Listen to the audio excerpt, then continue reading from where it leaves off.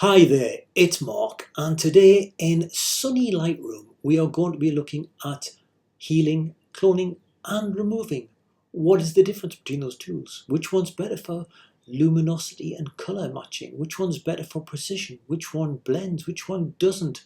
Which is best for which scenario? Take a breath.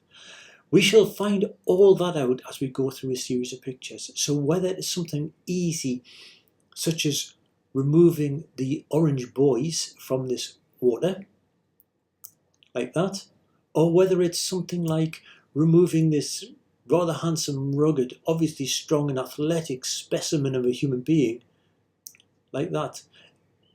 That was easier to do than the buoys, believe it or not. And that is something you would have had to use Photoshop for not too long ago. But now you can do that in Lightroom, and I'll show you how. Or perhaps let's get frivolous. Yes, you can do that in Lightroom. Back on topic though, in the real world, meanwhile, we're going to be using this chart initially to understand precisely how cloning works versus healing. Removal is a bit more obvious, isn't it? There's something there, you remove it.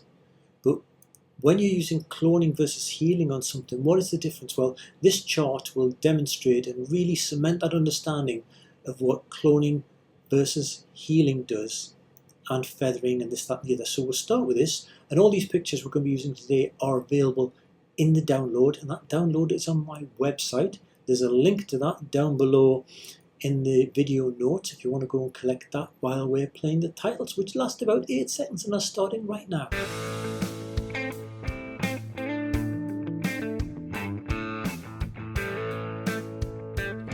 Before we jump into the test card, let's start with this picture I shared in the introduction as well, and just do some simple cloning and healing without too much care in the world about what it's doing. So we're in the develop module, we've got this picture. I think it needs to be lifted a little bit, so I'm just going to bring the exposure up about half a stop, and let's click on our remove tools. So you've got clone, you've got heal, you've got remove. We're not going to look at removing this particular picture because remove is a bit more self-explanatory. You target something and it removes it, whereas cloning and healing, there's a bit of an overlap on the Venn diagram and takes a little bit more explanation. I can't remember what the defaults ever were on the feathering on these two tools, so let's just leave it at 50% for now and crack on. As for the brush size, well, that size there looks fine for what I'm actually going to try and do. I always prefer to have, and I'll actually make it a bit smaller, I always prefer to have a smaller brush and then make it paint around the actual object, because a small brush can be any size, but a big brush can't be smaller. So we've got rid of that one. Let's do this one, and let's not forget the reflection. And then this one. And now let's just jump over to the clone tool and do this one, that one, and that one. So what have we learned? Well, we've learned for small objects, things that are obvious, it doesn't really matter whether you're using clone or heal. They both do a very good job of removing things, except where there's very precise regimented lines and such, which we'll come back to. And it's as simple as that. You don't really need to know about it until you need to know about it, which is when it doesn't seem to be behaving for you. But a picture like this, easy peasy, lemon squeezy, you just click on the tool, waggle your brush a little bit, and it'll generally work. Let's move on to the test card now and understand a little bit more about the differences between these tools. So in that previous example, we jumped between cloning and healing, and it made no difference. But here it will make a difference. This is a very artificial image, but in having it, you will understand the difference better between healing and cloning. So we're on cloning. Let us for now put the feather at 0. I don't know what your feather will be like when you first go in. It remembers it was last used. So let's just all start at 0 and let's just clone there. Now it's found an area which it thinks in this picture is good to actually use to clone, to get rid of whatever it was in there we didn't want. I'll come back to that. But if I now move this over to the lighter side, or a colour, or the dark side, you can see how that is an exact pixel match. Let's delete that and let's jump to the healing tool. Again, it's found a really good place to heal from, but this time if I go over to the light side or the dark side, especially if I line up that line in the middle, you can't tell. You can't really tell. But does that mean it's doing nothing? No. Let's remind ourselves of what it actually will do if we give it something to heal. Let's take the word healing. And there you are. It has used this area to actually heal that. But we could actually move this to here and so on, and it would make very little difference. Let's jump back to clone and clone the word clone. Why not? It moves it to there. Again, job done. But this time, if it samples elsewhere, you start to see because of that pixel match. What's this feathering? I say up here that cloning, there's no blending, whereas healing blends. That is one of the main differences, but you can simulate a blend as such with your feather. So let us now put the feather at 100 and go back to clone and just stroke it down here. And I'll move it over to the whites. Now you can see it is an exact pixel copy, but look at how much it is actually feathering away from there and there. So although it has got a pixel for pixel copy, you can kind of feather it, blend it to a degree around the selection itself. Now, having made a selection, what's this opacity and feather in here? Well, if you take the opacity down, notice how it disappears. Let's give it something else. Let's go up here and let's take the opacity down. So you've done your clone. It's found a bit, you're quite happy, but you just want to give the impression over the top rather than the whole thing. You can control that with the opacity. And you can also retrofit the feather. We chose the feather initially, but you can do it afterwards. If we want heal, and we took a sample here, we have the same thing. I'll move this up to here. And this time opacity is not going to do that much because of how it's blending. Let's give it something better to work with. Let's go back to healing, the word healing. And because we've got 100% feather, notice how even if I move this out of the way, you're still seeing part of it there. If I bring the feather down, it goes away. Also, if I bring the opacity down, it brings it back in. So you can kind of fade things out. So I've used this once before like this. I've actually healed a sign in order to quickly dull it from view in a picture. I wanted it to remain there. I just stuck a heal on the top of it and used the opacity just to make it a bit dimmer. Handy little hint, or possibly not. You might never ever use that, but there you go. Play with this for a minute or so and I promise you, you'll have a much better understanding of what the tools do. Remove is simply remove. We'll come back to that later, but those two can overlap. So let's move on to some more practical examples. Okay, so this is not a very good picture of a very good pub in Newcastle. It's also very good for us because there's lots going on that we can use these tools for. So let's get cracking. But first, let's apply a sky mask just to change that sky a little bit, bring the highlights down, put a bit more detail in it.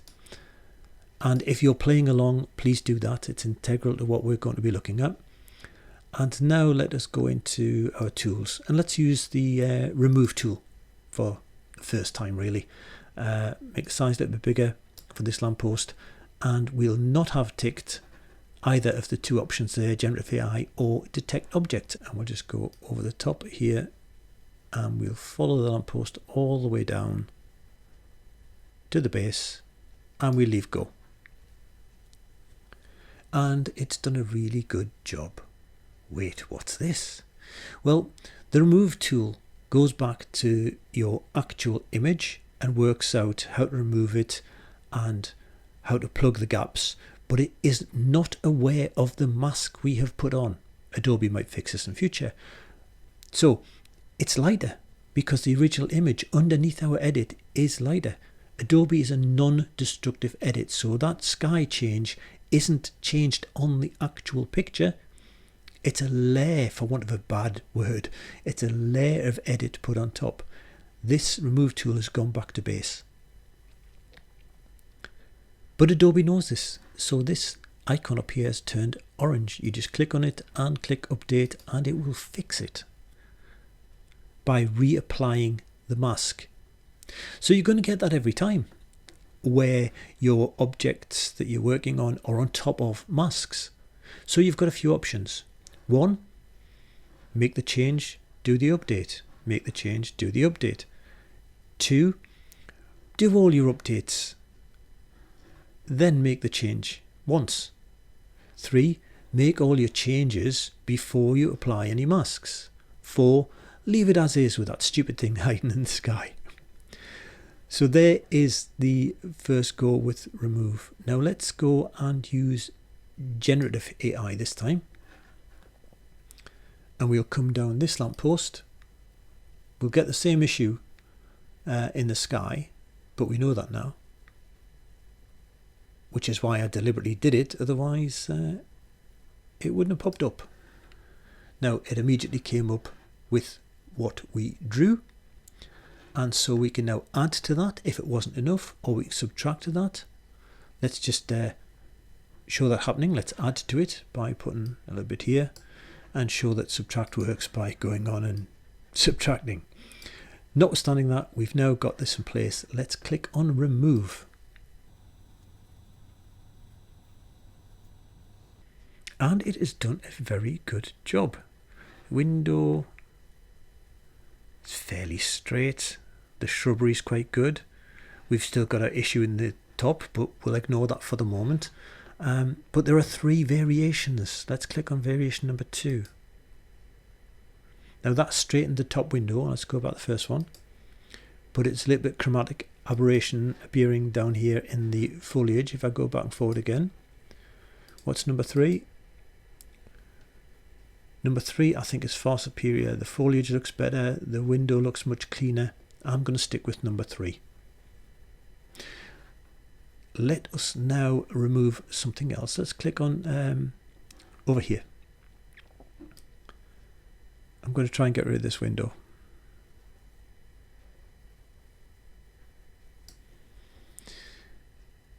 Stop right there, Control Z, and use detect objects and be over generous with the selection as I was just before there. Now here you can see it's a bit better. It wasn't sticking wholly to just what I did. It's kind of trying to put a capital I shape in slightly. Do I want to enhance, subtract or add to that? I can do. I could zoom in. Control and plus or Command and plus. Just move this down here. And I could use my subtract brush and I can still come in, do that and start to tidy up. But now that I've started, I will do it on that side, but I'm not going to bother much more than that. I'm just going to click remove.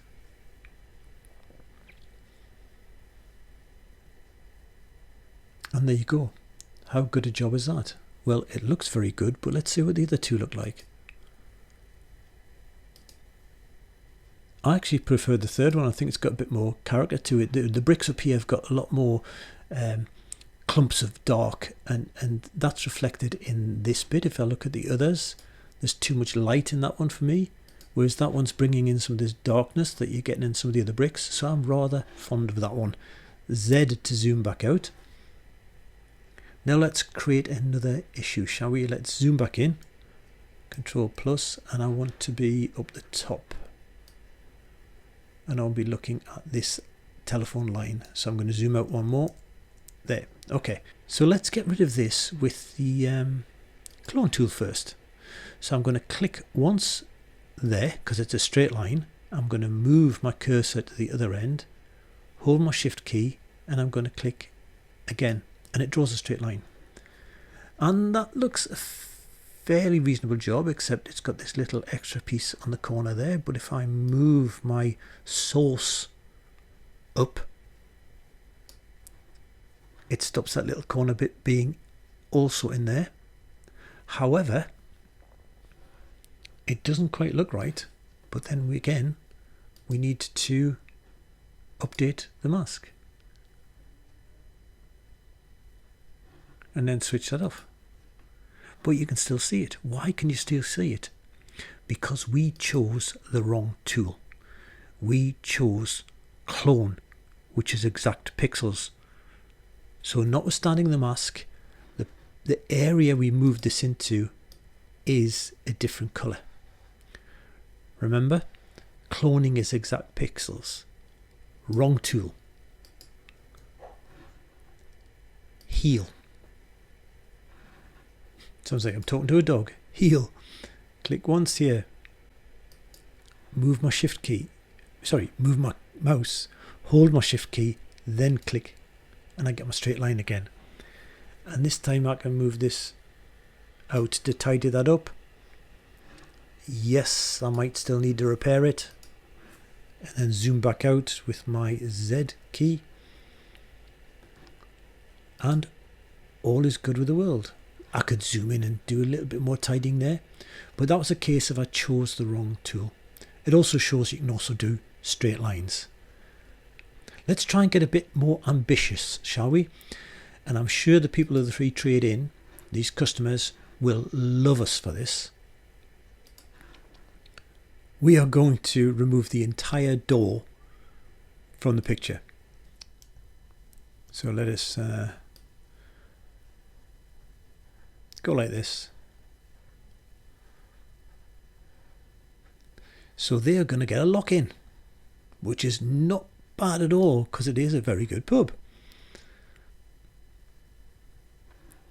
Let's just click remove. I rather like that, but let's see what the others are like. No. Yeah, let's go with that, shall we? Okay, so there you go. We've looked at the tools. We've looked at some of the issues that come up with them. Oh, let's finish off with a repair. We've looked at some of the issues that come up with them. We've created some ourselves. We've explained them. We've worked around them. And we've also found out that there are horses for courses. We chose the wrong tool in one instance. Let's now have a little bit of fun. This picture here, this handsome, strong, young, enigmatic photographer. Oh God. Let us now just... Hello, Mark. Where are you going? You're not staying here. Notice how I went around the outside, but it chose the entire object. I could have done that on the previous example on the door, but I chose not to. So having selected it, let's just say remove. Version 1, version 2, version 3. I like 2. So there you go. How amazing is that for Lightroom, not Photoshop? How did we do the heads? All right, well, let's do the heads again. Now, this is a trick. Clearly. Let's just remove this and remove this. This involves the fact that cloning allows you to move the samples around and is pixel orientated. So let's choose cloning. Let us zoom in to my head. Now you'll never get a really good selection with this, but we can get it close enough for jazz for what we need. So bear with me. I never thought I'd have me so close up as to do this. Now we can't refine this, so we've got to try and get it right. in the first instance. You could make it smaller and take your time, but you know what, these are just quirky pictures anyway, so it doesn't really matter. And then I'm going to fill that in, because unlike removal, it's not going to detect the object. I really do apologise about this, having my ugly mug so big on your screen. Still, you won't have nightmares for long. If you need therapy, then I'm afraid I'm not culpable for that. I might put an adult warning at the beginning. Okay, let's zoom back out and see what it's done. So this is our target and this is our source. Notice how the masks are absolutely identical. Zoom back in, as you would expect. So if I move that one just out the way and I slide this one out to the side,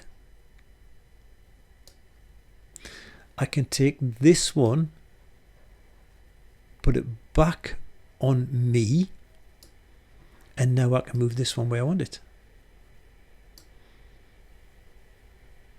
Did that make sense? Let's do that again. Our first clone said, this is the target and this is the source, and we know we can move that around. So let's now move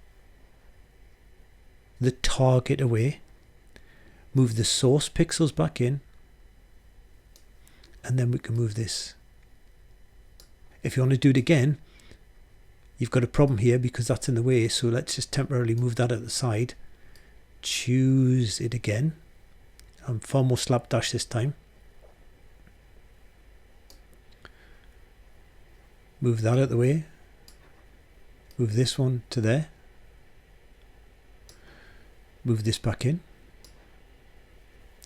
And back on this one. Move that one over the face. And then move this one out of the way. Isn't that bizarre? Let's try it on a better picture, just for your own relief here. Here's a picture we took at Herd Groin Lighthouse. These were 3 crystal balls being dropped onto the sand, and we actually took the picture as they came down through. Firstly, let's see how much we can get away with removal. So I'm going to remove, and I'm going to try and be very precise but as quick as I can on this whole lighthouse, the defocused lighthouse of Herd Groin. See what that does? Oh, that wasn't very good at all. Let's undo that and let's get rid of detect objects. Because it didn't know what it was doing, Adobe. It didn't know what you were doing there. So I'm going to come down here, go along, and thank you very much, but I'm just going to fill this in. Is it important if I get it right? No, because I can always do add and it allows me to make a bigger brush. So there you go.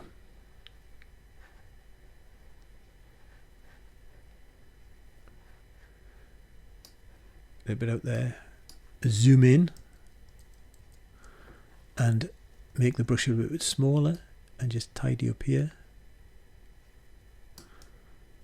And there. I think that should do it. Now let's click remove. Zoom out, Z.